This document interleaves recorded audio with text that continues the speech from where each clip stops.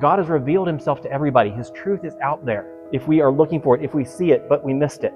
People missed it because they got distracted by the lusts of the world, by the lusts of the flesh, by the things that are around them. The devil came in.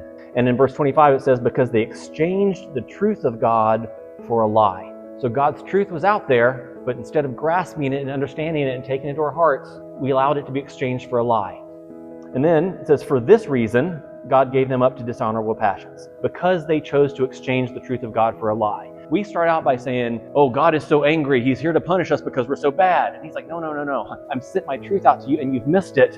And you've gotten wrapped up in sin and I got to respond to this. I don't want to, but I have to because sin's now engaged in you. So as we keep looking through it, it says, for this reason, because we exchanged the truth of God for a lie, that's why the judgment has to come. And then in verse 28 it says, since they did not see fit, a lot of verses say to acknowledge God, but the Greek word is actually know. To experientially know God is the actual Greek word. So since they chose not to know God, which again takes time, they chose not to take the time to know God because they got so distracted with all the other things going on in their life.